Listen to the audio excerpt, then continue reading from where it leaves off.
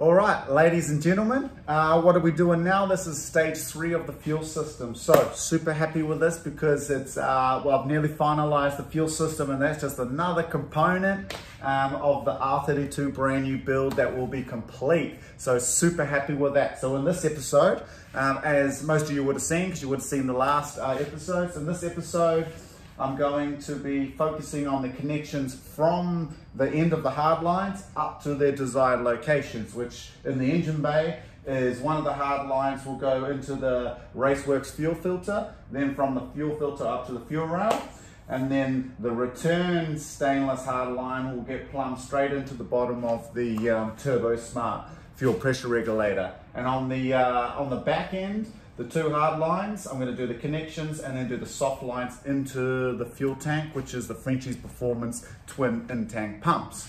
So all of my fittings and all of the gear is pretty much Raceworks. Raceworks, they're absolutely legends. Not only are they affordable, but it's all nice billet, really well made, super reliable. I love their stuff. So thanks guys, thanks for creating such nice products for all of us to use them in all of my cars. So just wanted to say thank you. But I'll get stuck in.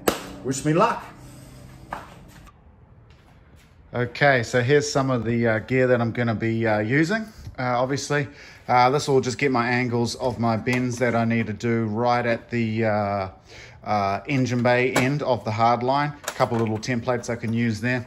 This is a great little kit here that I showed slightly in the last episode. That goes into this vise here, and then you're able to use different size AN fittings, i.e. the Raceworks gear, without scratching up all your ends and doing all the connections onto your lines and stuff like that. So I'll do a little time lapse of me just sort of opening all these up and connecting them onto the right sort of adapters and stuff like that. So you've got a couple of different ones here. You've got a lot of these just normal -8 straights that go on to like this type of soft line, and then you have ones like this one here, which is an adapter with an olive inside to go onto the hard line. And then it has just a normal -8 that you'd put a straight onto when you connect it onto a soft line. And then you have ones like this, which is, this one here has also got an olive inside, which is for the hard line, but it's got a, I guess a female -8, and that'll be for when you've got like a Raceworks fuel filter like this. It comes, well, you put on here, and it may come with it, I'm not 100% sure. On the you put a male -8 on there, and then this hard line goes straight onto that. So obviously you need a few little different bits and pieces and need to think about it a little bit before you go and purchase everything, because they do start adding up, even though Raceworks is really affordable. And then this is obviously my bender I used before. So if you didn't know, it's just a normal plumber's bender that you use for like copper pipe and stuff like that. But it works fine on the stainless. So happy days on that.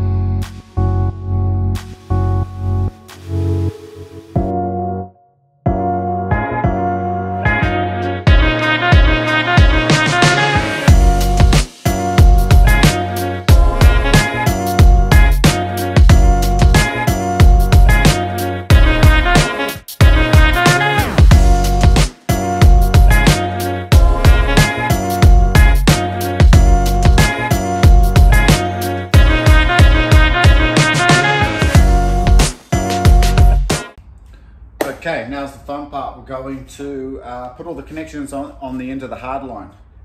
So haven't actually done this before, but it should come up pretty good. So with these hard lines, it's like a little 3-piece kit.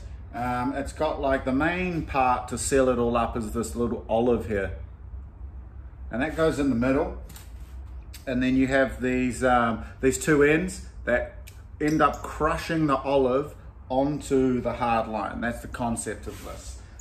So should work just fine. Wax and grease remover. Don't know if that landed in my coffee or not.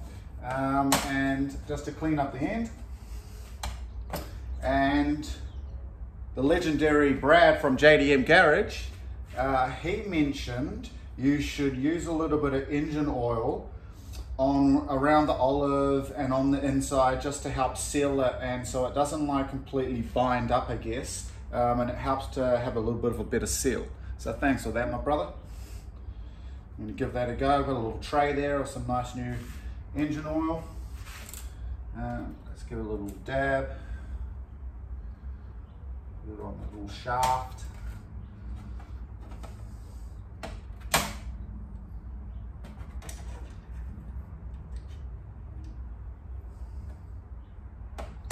Might even chuck it on this thread actually, just so it doesn't bind up.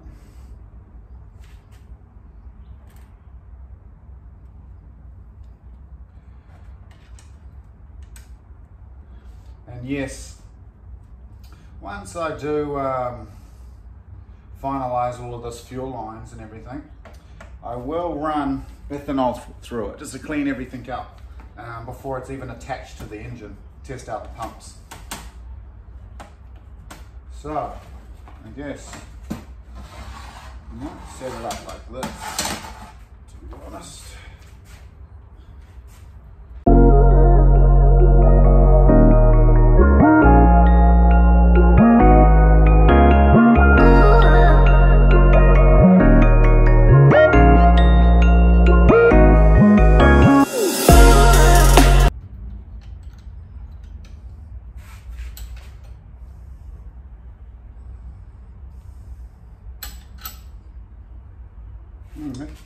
It's feeling good already, just a little nip there. It's promising. Just want to make sure it's hard up against it.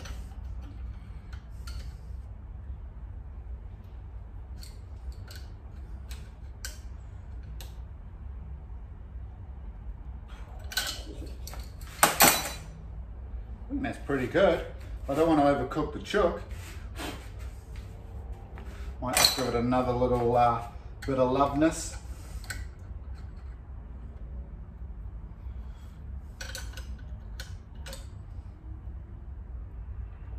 Oh yeah.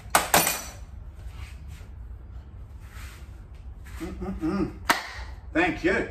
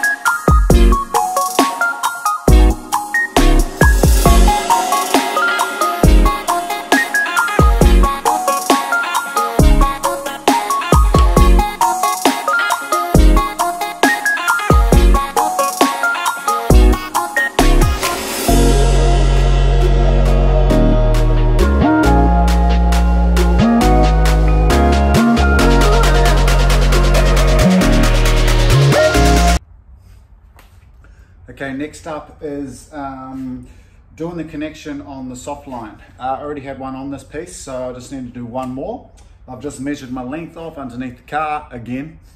But Once again, it's a 3-piece setup, but I don't think this is an olive. This is just like a little seal that goes inside the sleeve here. So all I've done is put some tape on, then I cut it with some electrical sort of parrot nose bad boys, they call these. So all I've got to do now is take off this tape. First of all, I'll put on this base, and then I'll grab my long nose.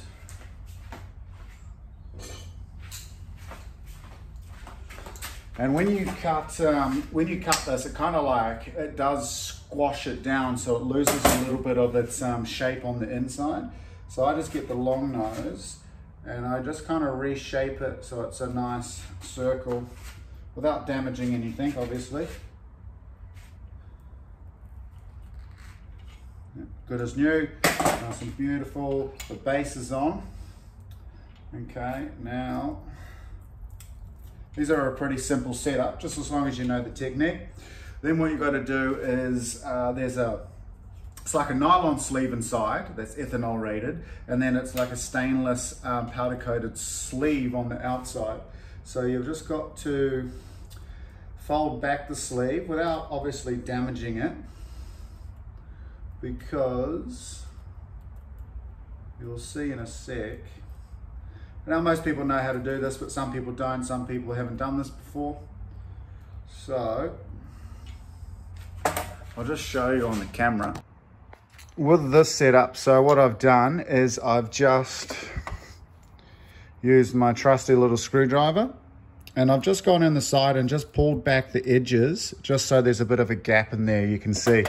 Then all that happens is this puppy here, the nylon sleeve sits inside and bottoms out at the top there, underneath this top lip here. And then the outer sleeve goes on the outer here. So, oh, I should film it, that might help. It's pretty hard to do with one hand, but I just got it there. So I haven't pushed it all the way in yet, but the nylon sleeve's on the inside and the stainless sleeve's on the outside. Then the idea, it's not quite there yet, but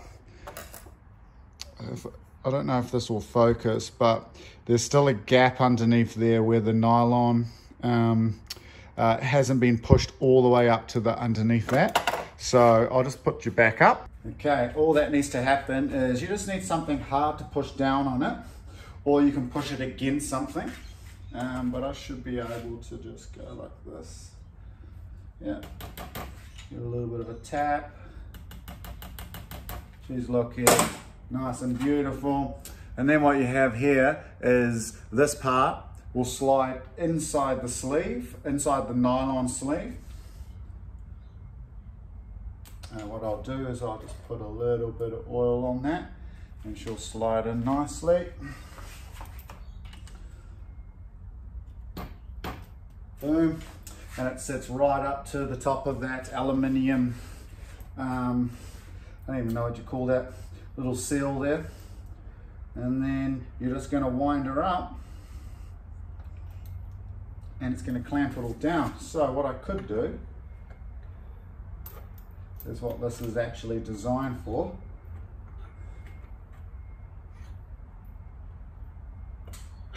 Ooh, don't have it in the center, that's why.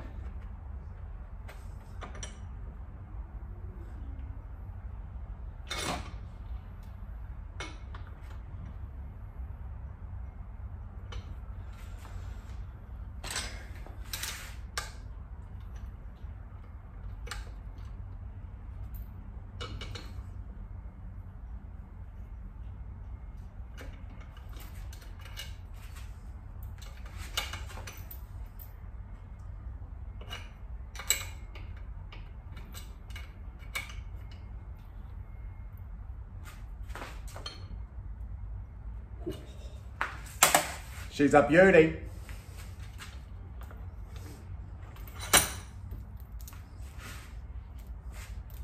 And there you have it. And then that'll that dash 8 will go on to the male on the on the hard line, and we're connected hard line to soft line to a fuel tank. There's one of them. So I'm going to make another one of these, because 2 of these to go to both of the hard lines. And that's the fuel tank side done.